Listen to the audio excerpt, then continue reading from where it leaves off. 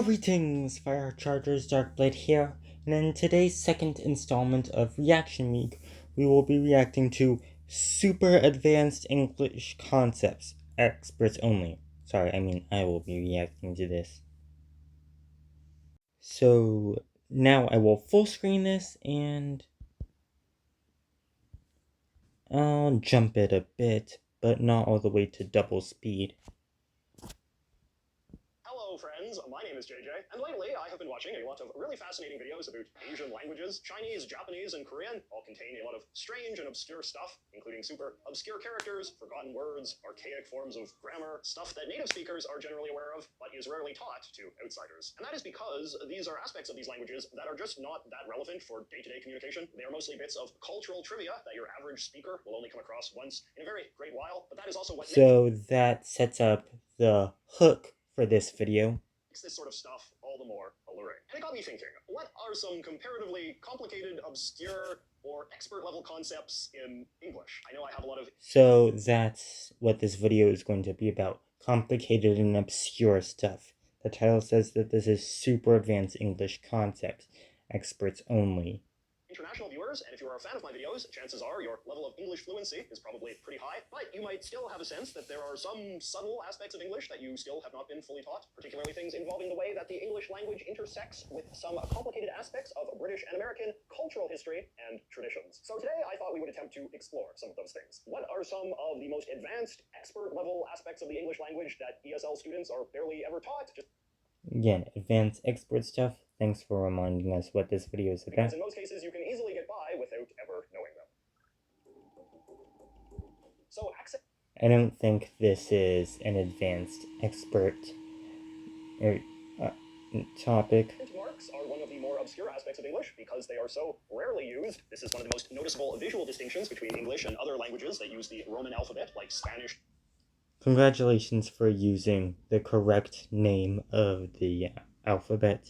French and German, the only accent marks that are even occasionally seen in English are this and this. And it's a testament to how rarely they're used that most English speakers don't even know the names for them. I feel like I actually found out what these things are called because when I started learning ancient Greek from a library book.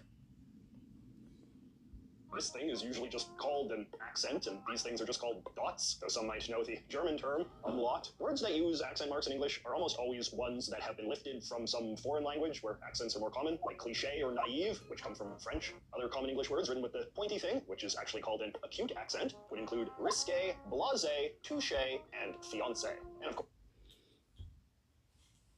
so he says that these two, the acute and the umlaut such diaresis, are the only ones that are even occasionally used. He seems to contradict himself later when he brings up other words, other accent marks that are used, though in much more limited context, like with one or two examples. Beyonce. Words with the two dots are much less common, but would include doppelganger or the adjective Uber, as in it was an uber trendy restaurant. The company Uber doesn't use them though. The common English girl's name Zoe often has an umlaut over the E, although other Zoes just spell it with an EY ending. My favorite... And I think sometimes I've seen it where it doesn't have a Y but still does not have the diaresis. I think that's the case for the female protagonist of Dinosaur King. Magazine The New Yorker has a somewhat infamous policy of using dots in the place of hyphens in certain compound words, like re-election and coordinate, but this is an affectation exclusive to them, frankly. I think many people in the comments misunderstood what JJ said here. They thought that just using these things as a diaresis to separate vowel sounds is an affectation. No, he's talking about how, what is it called? This specific magazine is using the diaresis to separate prefixes from main words in certain longer word combinations. The most common use of the dots in English culture is just to make made-up names look more European, like the American ice cream brand Haagen-Dazs, whose name doesn't actually mean anything in any language. Because German and... Fun fact, the Haagen-Dazs brand is actually referenced by name, well, half by name, in the second season of the anime series Fly Me to the Moon. That's what I call it. And what rock bands Wikipedia were once calls it. considered really tough and hardcore. There's this whole tradition of British and American bands putting pointless dots over the letters in their names in order to make them look cooler. This is the so-called metal umlauts phenomenon. I believe that déjà vu is the only English phrase that uses acute marks that slant both right and left. There is no such thing. Wait. By the way, when the dots actually shift the pronunciation, like when it changes vowel quality, that is an umlaut. When it merely marks two vowels as separate, that you aren't supposed to run them together in pronunciation, that is called a diaresis. Cooler. This is the so-called metal umlauts phenomenon. I believe that déjà vu is the only English phrase that uses acute marks that slant both right and left. There is no such thing. Wait, let me try to get deja vu back on screen. So this thing where it goes up right is an accent. That is an acute. This thing that goes down and right is a grave. There is no such thing as an acute that goes both ways. If it goes upright, it's an acute. If it goes down right, it's a grave. I learned this because I read at least about the first half of Complete Ancient Greek by Gavin Betts and Alan Henry. I think they get into this in Unit 1. English phrase that uses acute marks that slant both right and left. Piñata and jalapeno are probably the only words commonly used in English that feature a little wavy line known as a tilde. And they're both from the same source language. Over one of the letters. Facade is likewise probably the only common English word to have a little curly tail thing on the C, which is called a sedella. And chateau is the only word to have a little triangle hat known as a circumflex. And again, you can see that this is always being done in the context of loan words that are being directly lifted from other languages. Overall, the use of accent marks in English words is generally considered a... Would these be considered like adapted or half adapted, somewhere on the scale of adapted, or outright unadapted borrowings? I think that when you use them with full adornment decoration with the accents, then they're unadapted borrowing. A very formal or even slightly pretentious thing, and in most cases, no one will think you've done anything wrong if you write a word like cafe without the accent. The only exception would be for a very small handful of words that need an accent in order for that word to be distinguished from another word that is otherwise spelled the exact same way, like expose versus expose. Another thing, I don't know if this can be called an accent mark, is a macron. It's like a line on top, a horizontal line on top of a vowel. You sometimes see it in various romanization schemes to mark vowel length, for example. You see this in the Hepburn romanization of Japanese to mark vowel length, and in some romanization schemes for Arabic, and you see this in some romanization schemes of Latin. Alpha A macron is long alpha, I macron is long iota, U macron is long upsilon, E macron is eta, and O macron is omega. And you also see macrons in modern renditions of Latin to mark long vowels. And you can also find them in Old English, from what I see. Obscure letters. So as we all know, there are 26 letters in the English alphabet, and Or these like are all dead that you need to know letters. in order to read 99.99% of all English words. There do exist, however, a couple of other very obscure letters that you only see used once in a very great while, usually just to spell relatively archaic formal words that originated from Latin. This thing, for example, is known as an ash, and it is pronounced E. It is considered... That's good. Are you sure about that? From what I could get, the Old English ash makes the ah sound in the word ash, like in the beginning of the word ash itself, whereas the more Latinate ash, AE digraph, makes the I sounds like the normal letter, like the normal AE Latin diphthong does. mostly redundant these days because it provides no real functional difference from just writing an E or an AE. But that said, into the early 20th century, it remained relatively common for some writers in England and America to use the ash when writing certain words with a strong and obvious Latin influence, words like archaeologist or... This word does not originate in Latin. It comes from Greek. Archaeo means ancient. Logos means word.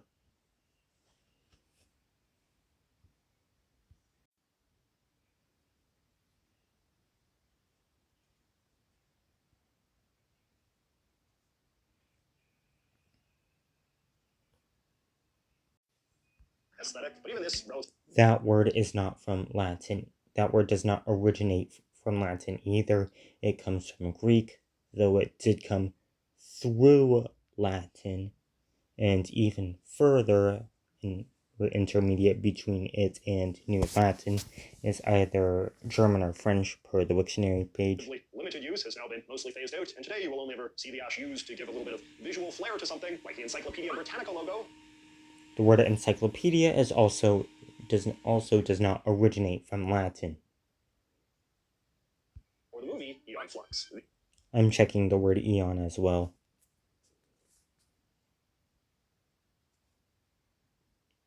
Though I'm pretty sure it also originates from Greek, and I am right. It did come through Latin, however. The Ethel, which is also just pronounced E, is even more obscure and served a similar... Are you sure about that? I don't know how it was pronounced in English back when it existed, but in Latin, the OE diphthong is pronounced oi. Function in English up until the early 20th century. It was sometimes used to write Latin-influenced words like esophagus or fetus.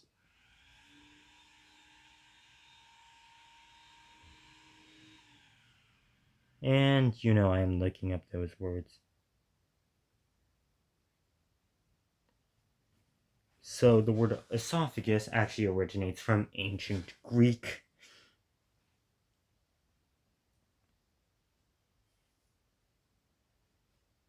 And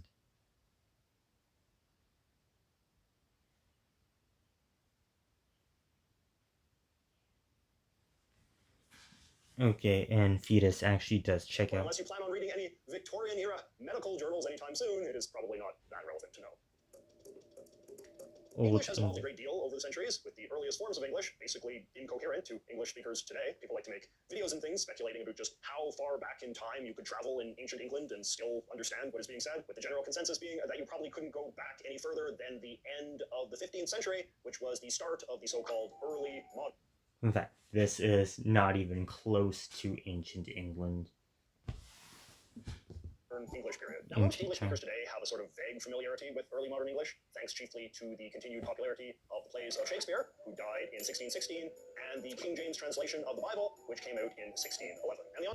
And the Book of Mormon is also written in this early modern English style. Ongoing cultural influence of these two bodies of work has left a lot of people with certain stereotypes and cliches of how Old English was written. Yeah, I don't like that misuse of Old English that people use. English. The thine formula is simple. Addest thou f and est to random verbs, scatterest thou silent e's like the leaves of autumn, bandiest about the words thee, thou, thine, doth, hast, and forsooth, reversest upon every other occasion thine noun verb order, and striveth thou dost be the next Billy Shakespeare. Knowing some of these cliches can be useful for understanding works of British or American pop culture, where this self-consciously archaic style of writing and speaking is often used to give a sense of timeless grandness to a narrator or character. God, for instance, is often made to speak this way.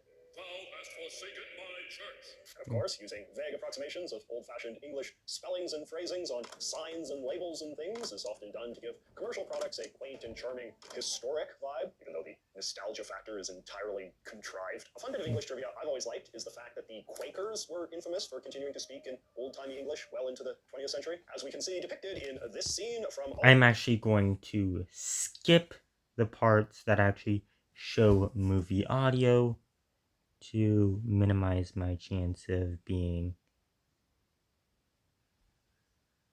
Office a little pretentious now, but the Quakers were actually trying to come off as humble and modest, using Old English pronouns and forms of address like thee and thou and thy was supposed to make their interactions with other people seem less personal and individualistic, and thereby more in tune with our universal status as children of God. More something. In fact, the forms like thee, thou, and thine are actually the early and modern English and Middle English informal singular forms. They descend from Old English the, thu, thin, those spelled with thorns. Oh, and by the way, on his segment in Obscure Letters, he did not mention the thorn, that is, thorn, that makes the TH sound and has a bit of a P-like shape, but with the stem going up in the circle in the middle. He also didn't mention the F.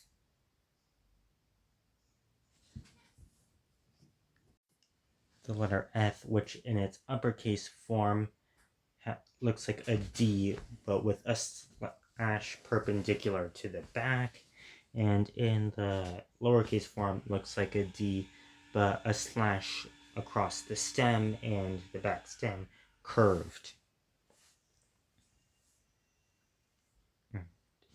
He also doesn't mention when an old-fashioned letter for the W sound in use in Old English that looks a bit like a P. So, on a segment of obscure letters, he missed out on quite a few obscure letters. Hey, talking of pretentious, let us now discuss.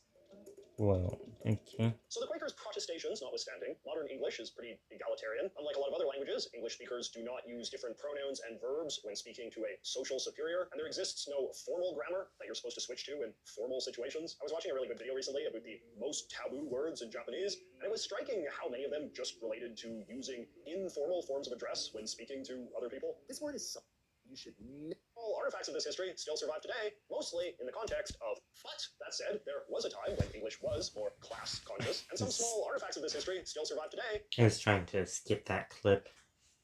Mostly in the context of British royalty. The word sire is one. This is a super formal version of sir that was once used as a way to address nobility. Today, however, even the King of England himself is of the opinion that... Okay, that saying King of England is technically inaccurate. Oh, and this article says the Queen, so it was probably not updated in the time since her death. I also checked this article more recently, and it still says that. For example, it refers to men with your Royal Highness. Is just fine, and sire is now pretty much exclusively used in the context of pop culture characters interacting with not updated since the time of the Queen's death.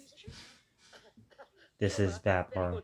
There are actually two Babbars. Royal we is another artifact of a more socially stratified time. In ancient English, high-status people used collective pronouns like us and we and our to refer to themselves, while only lower-class people would say things like me and my and I. British kings and queens continue to use the royal we to this day, but now only when communicating to the public in official government documents. For example, when King Charles officially declared the start of the recent British election, he phrased it this way in the British Gazette. Whereas we have thought it fit, by and with the advice of our Privy Council, to dissolve this present Parliament, and we, being desirous and resolved as soon as may be to meet our people and to have their advice in Parliament, do hereby make known to all our loving subjects our royal will and pleasure to call a new Parliament. In the King's social media posts, by contrast, he just says I and my. Same with in any public speeches he gives, even the really formal ones. I look forward to welcoming His Excellency the President by my beloved mother, the late Queen.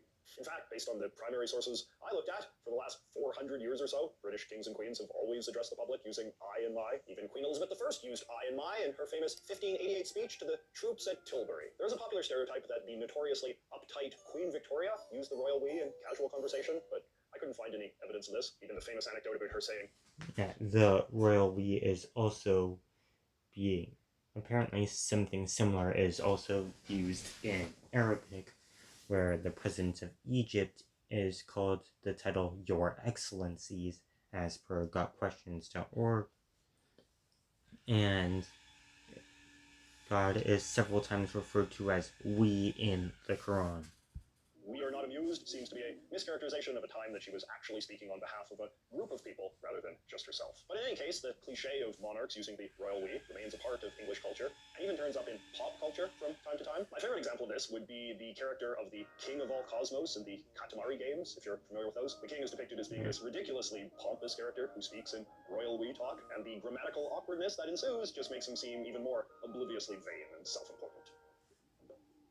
Anglicization. Anglicizing is the act of turning a word from a different language into a word that is easier for native English speakers to spell or pronounce. This sort of thing is hardly exclusive to English, but Anglicizing is probably the most controversial form of it, just because English holds such unique importance as a global language. Until relatively recently, non-English names of people and places were always anglicized. What English speakers... Not really, there is some inconsistency. For example, the name Johannes Kepler, that first name, I have never encountered it anglicized, even though it theoretically could be.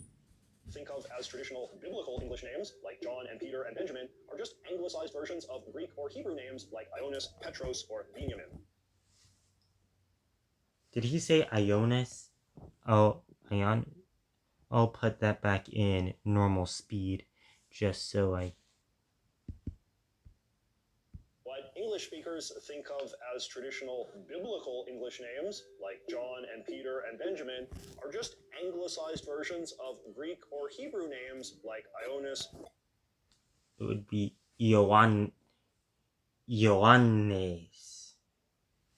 That pronunciation is not perfect, but it's definitely much more closer to the accurate ancient Greek pronunciation than whatever JJ said.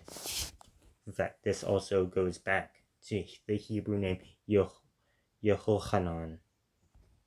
Now I'm putting him back on increased speed because I still have about 8.5 minutes to get through. Petros or Benjamin. In Old English Petros. newspapers and history books, the names of foreign kings and popes were always anglicized, which wasn't too difficult because they always had biblical names. To this day, English speakers... This is an exaggeration. ...will learn about people like King Ferdinand of Spain or Pope Gregory, even though the names they used for themselves would be Fernando or Gregorius. Englishifying the names of important foreign people in this way continued to be common practice until about the mid-20th century or so. One of the last... And it's still done today in some contexts. For example, like with certain figures of recent Israeli history. Some are anglicized, but others with the same given name are not anglicized. Foreign figures to have their name anglicized was Joseph Stalin, whose real first name was Yosef. We call Benjamin the subsequent Netanyahu Soviet leaders is by also their still un-anglicized Russian names, by contrast. So like Mikhail Gorbachev, not Michael Gorbachev. When it comes to last name... But we still say a Tsar Simeon of Bulgaria. I'll actually check that to see if Simeons are actually accurate to the original Bulgarian. So, never mind on that last one. It appears that Simeon is accurate to the original Bulgarian. Any family who emigrated to this continent more than a century ago will likely have some sort of story about how the names of their ancestors were anglicized after they arrived, either by themselves or some sort of public official. So, for example, Andrew Grove, the famous Hungarian-born founder of the Intel Corporation, was born as Andras Ellis Grove, Island but anglicized his name after immigrating. It's a similar story for actually a place common names. myth. There is a fair number of cities around the world that English speakers know by aggressively anglicized versions of their actual names, like Cologne in Germany, which is actually called Clun or Florence. You pronounced, I think, a more accurate way. Did he say Klun? I think a more accurate way would be something like Kuln. But please don't quote me on this. But I think what I said would be more accurate than what he said, because he actually changed the order of the phonemes, getting the L and the O-like sound in different orders. In Italy, which the Italians call Firenze. Anglicization I'm not going to try has fallen out that. of fashion for being condescending to both foreigner and English speaker alike. It's still There are done some in some efforts afoot context. to correct this. A lot of the names of foreign places these days are being updated with more accurate anglicizations. So like Mumbai rather than Bombay, and Beijing rather than Peking. But for some reason, it has become taboo to ever phonetically anglicize the names of people who live in foreign countries that also use the Roman alphabet. And this leads to one of the more annoying aspects of modern English. So for example, if we pick up the New York Times and read about this guy, the Prime Minister of Montenegro, we're not going to have any intuitive way to know how to pronounce his name, because despite the fact that we use the same alphabet, Montenegrin speakers pronounce letters in completely different ways from English speakers. So basically, if you want to pronounce his name correctly, you just have to get someone who knows how Montenegrin pronunciations work to tell you how to do it. And again, for names that don't use... So basically, if you want to pronounce his name correctly, you just have to get someone who knows how Montenegrin pronunciations work to tell you how to do it.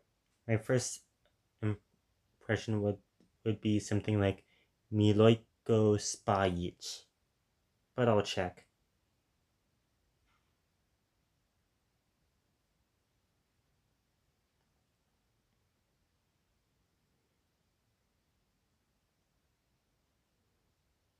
Going...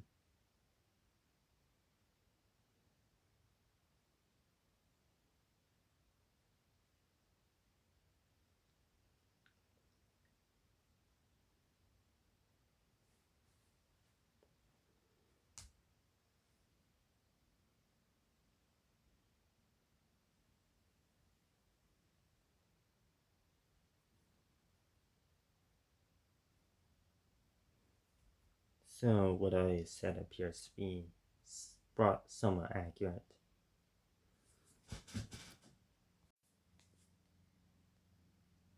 Milojko Spajic.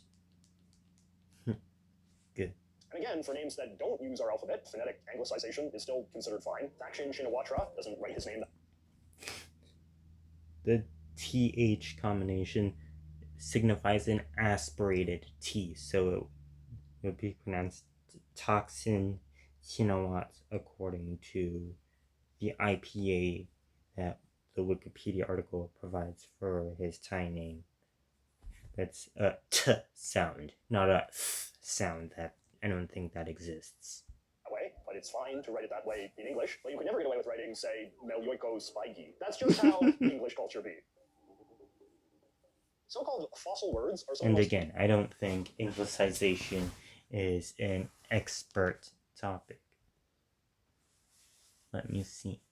Early modern English, I don't think that is something that is all that super advanced experts only stuff. And the royal...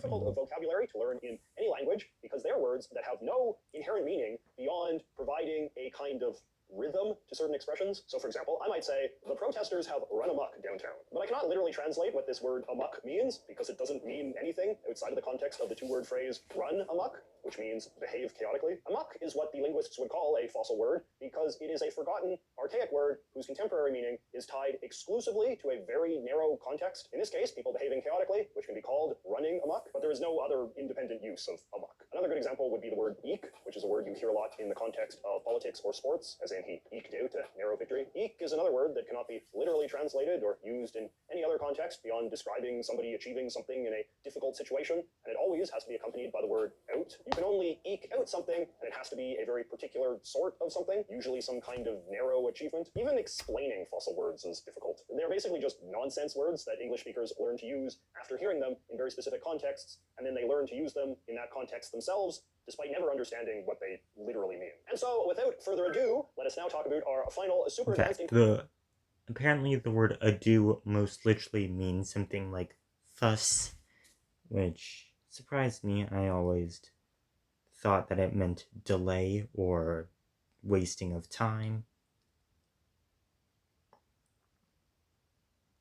I'll read what the Wiktionary thing says. The trouble, troublesome, busyness, fuss, commotion. And then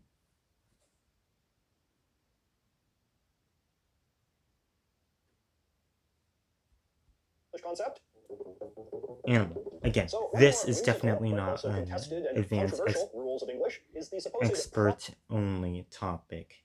As names for groups of animals. This is an aspect of English trivia that's often used to... There is more stuff about English trivia than just groups of animals. There's also supposed proper names for male animals and proper names for female animals, and sometimes those coincide between species without any real obvious reason. For example, the term for male and female pigs is boar and sow, S-O-W, or sow, I don't know what the pronunciation is. and those are also the terms for male and female bears. Okay, Google, what is a male bear called? On the website dep.nj.gov, they say adult male bears, called boars, weigh around 400 pounds. Okay, Google, what is a female bear called? On the website dep.nj.gov, they say adult female bears, called sows, weigh about 175 pounds. So, Adult male bears, called boars, weigh around 400 pounds. so, Black bears are about 3 feet high when standing on all 4 feet and 5 to 7 feet tall when standing upright. Habitat.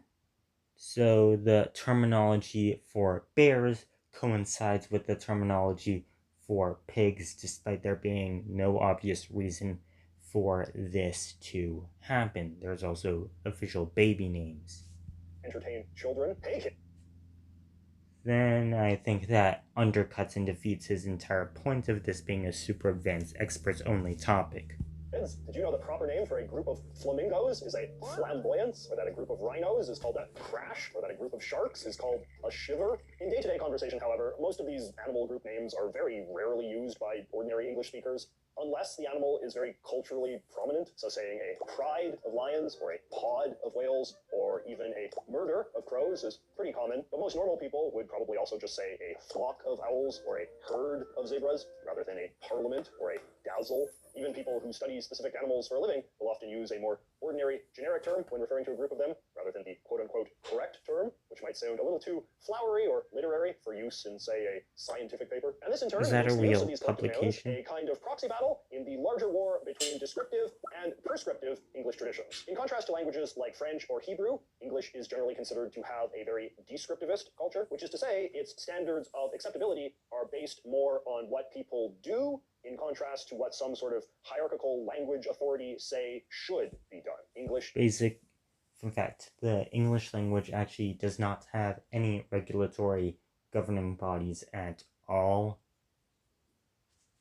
Dictionaries, for instance, are usually written from a descriptivist orientation. Yeah, how are people words actually or pronunciations or using spellings, including a lot of slang, being added as they become popular and widely used, as opposed to because they have been declared acceptable by some group of language experts. In fact, the validity of a lot of these animal group names are heavily dismissed by descriptivists, precisely because they are not widely used and aren't often even in dictionaries. That said, a lot of people really like rules, especially obscure ones. One of the big reasons why animal group names have remained such a subject of ongoing fascination in English culture is probably precisely because they represent such a rare instance of confident people insisting that you're supposed to talk about a familiar topic in this unfamiliar and counterintuitive way. In a descriptivist language culture, learning secret rules can be a real thrill because they're so rare. Anyway, kind of like arcane this video a thrill too. As a Gnosticism native when English it speaker comes to myself, I grammar. obviously don't have quite the same insight into my language as someone who learned it later on, so I would be curious to hear the thoughts of some of my ESL viewers. What aspects of the English language But I personally think I have some insight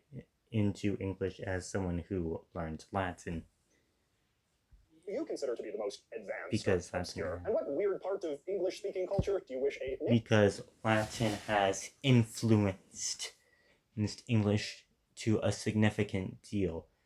So that I think if you see a translation between English and Latin, it is not necessary. In many cases, you can tell that it's wrong if it's wrong, even if you know only one of these languages. And of course, I've also learned a bunch of grammatical terms and meanings from Latin. speaker would clearly explain to you? Well, let me know in the comments, and I will see you next week. So, like and subscribe. Let me know in the comments what you thought about JJ's video, and I will see you next day in tomorrow's installment of Reaction Week.